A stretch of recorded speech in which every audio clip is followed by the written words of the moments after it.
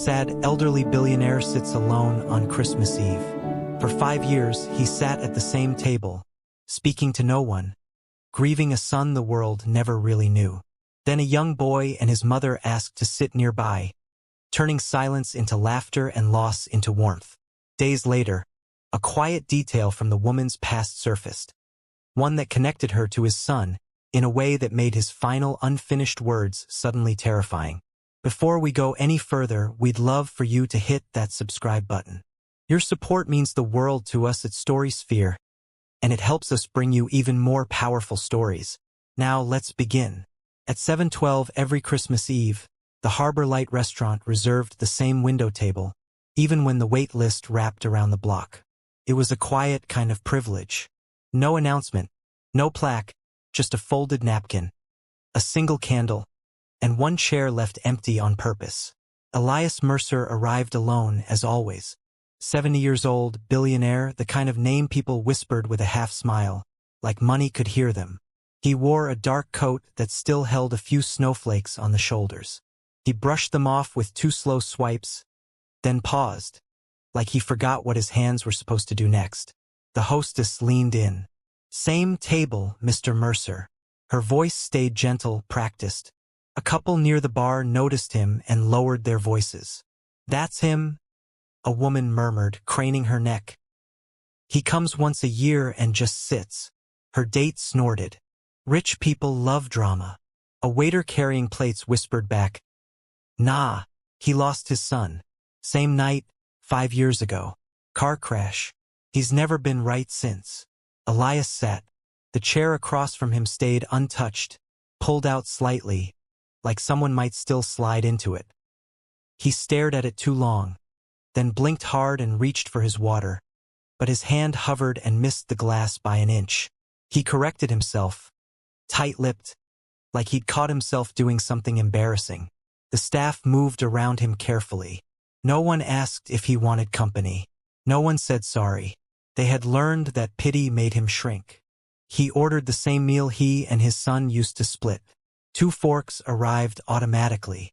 When the second one hit the table with a soft clink, Elias's jaw tightened.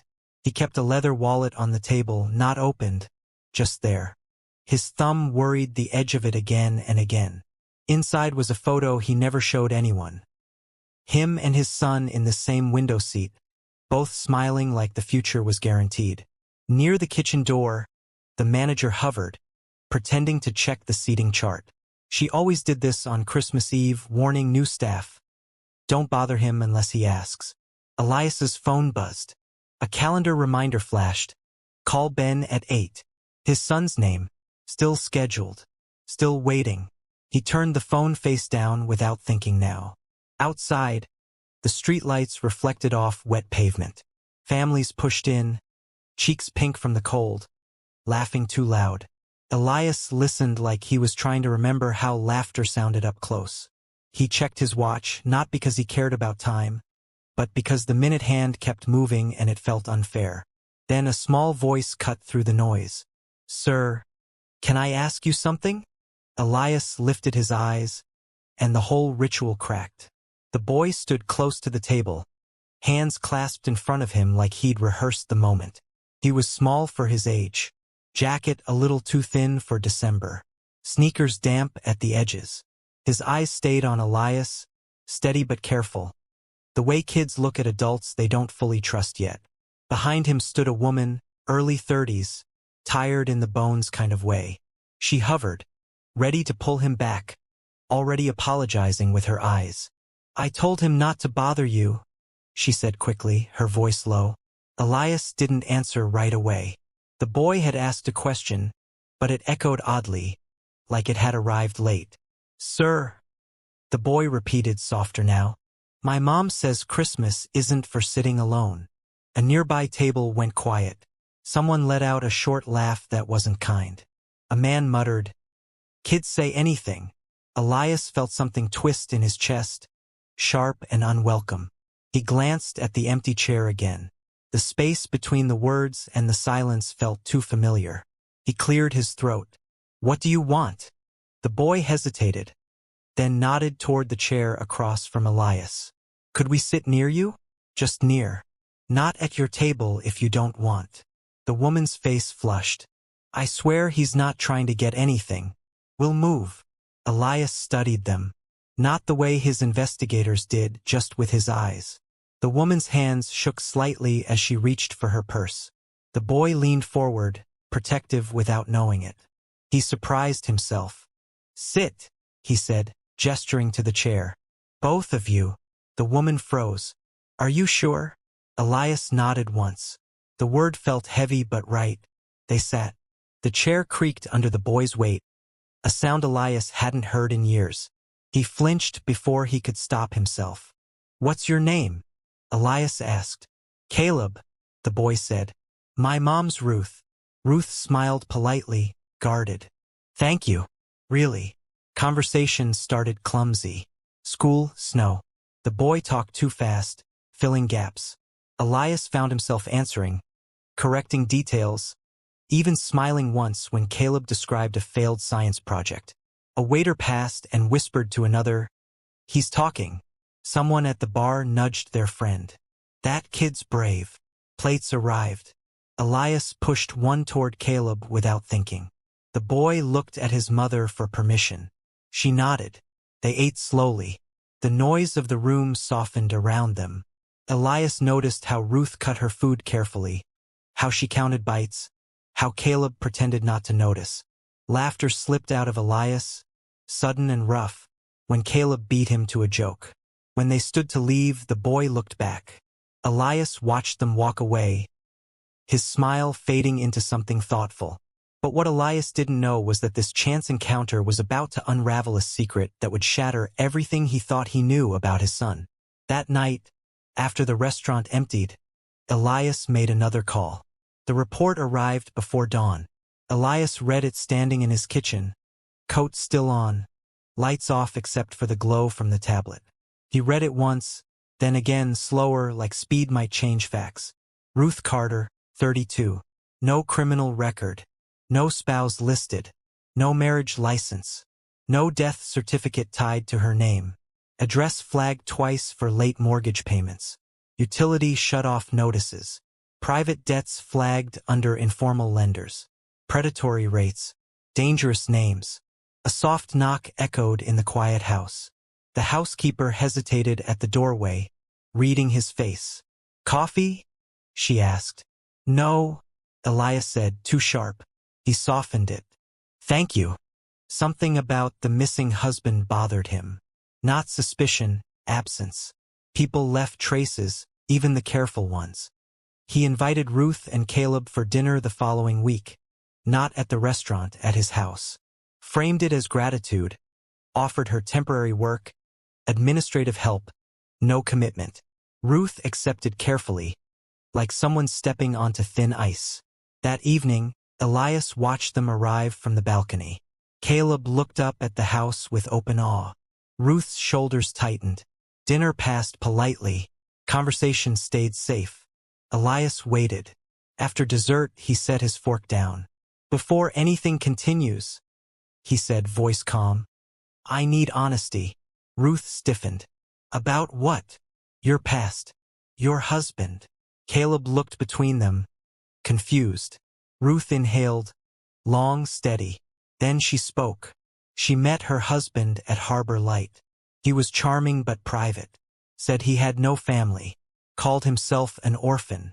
After Caleb was born, he insisted on returning every Christmas Eve. Same table, same time. Said it was a tradition from his father. Elias felt his chest tighten. The night he died, Ruth continued, he said he had something important to tell me. He never did. The date landed like a blow. Elias stood abruptly. The chair scraped loud against marble. What was his name? He demanded. Ruth said it. Elias saw red. That's my son, he snapped. My son died 5 years ago. He never had a wife. Never had a child. Ruth's face drained. I didn't know who you were. Enough, Elias said. His voice rose. Staff froze. You came here to exploit a grieving man, using a child.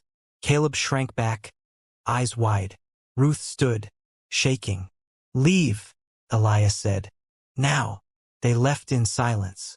No shouting, no scene, just footsteps fading. That night, Elias sat alone again. His phone buzzed with the same reminder. Call Ben at 8. He didn't turn it over. Sleep refused him. Elias lay awake, staring at the ceiling, replaying the moment Ruth said the name, his son's name. The way it fell from her mouth without hesitation. Not practiced, not cautious. He rose before sunrise and paced the hallway, bare feet cold against stone. The house felt too large, too quiet. Every framed photo became an accusation. Ben at 8 years old. Ben at 16. Ben at that same restaurant, laughing with a mouthful of food. "I have something important to tell you." The words followed him like a cough he couldn't clear. By mid-morning, Elias called his lawyer. His voice sounded steady, rehearsed. He spoke of fraud, of manipulation, of legal protection. There was a pause on the other end. "Elias," the lawyer said carefully, "there's something you should know." The truth surfaced in pieces. Before his death, Ben had called nervous, urgent, asked to register a woman and a child as family. Legally, quietly, he begged for time. He was afraid. Afraid of disappointing his father. Afraid of being erased. Elias sat down hard. The lawyer continued. "He planned to tell you that Christmas. He never got the chance." The room tilted. Elias hung up and stayed still for a long time, hands gripping the edge of the desk. He had pushed his son away without ever knowing it. He drove himself to Ruth's address. The building stood half empty. A neighbor leaned against the railing, smoking. "She moved," the woman said. Didn't say where. Looked scared. Elias searched quietly, relentlessly. When he finally found her, she opened the door, already defensive, already tired. He spoke first. No accusations, no anger, just facts, confession, apology. Ruth listened without interrupting. Her hands trembled, but she didn't cry. When he finished, she exhaled slowly. "He lied," she said. "But now it makes sense." They agreed to a DNA test. Practical, controlled, something solid. While they waited, Elias saw Caleb often. Chess games at the kitchen table, museum trips, quiet lunches at Harbor Light. The boy swinging his legs under the chair his father once used. Staff whispered again. This time softer. "He's smiling," someone said. Elias caught himself laughing out loud one afternoon. The sound startled him. When the envelope arrived, he didn't open it right away. "I already know," he said quietly. Then he did. The paper shook slightly in Elias's hands. Not fear. Wait. Ruth watched him from across the room, arms folded, steady but braced. Caleb sat on the floor, focused on lining up chess pieces, humming under his breath, unaware that his life was about to tilt. Elias read the first line, then the number, 99.99%. He lowered the page without a word. His throat closed, and for a moment he pressed his lips together like he always had when emotion threatened to spill. Old habit, old armor. Ruth didn't rush him. She waited. She had learned patience the hard way. Elias finally looked at Caleb. Really looked. The way the boy frowned when concentrating. The familiar tilt of the head. The same hands. His son's hands. "I should have known," Elias said quietly. "Ben always did things halfway scared." Caleb looked up. "Did I win?" Elias laughed. A soft, broken sound. He knelt with effort and pulled the boy into a careful hug. Awkward at first, then firmer. Caleb hesitated, then wrapped his arms around Elias's neck without question.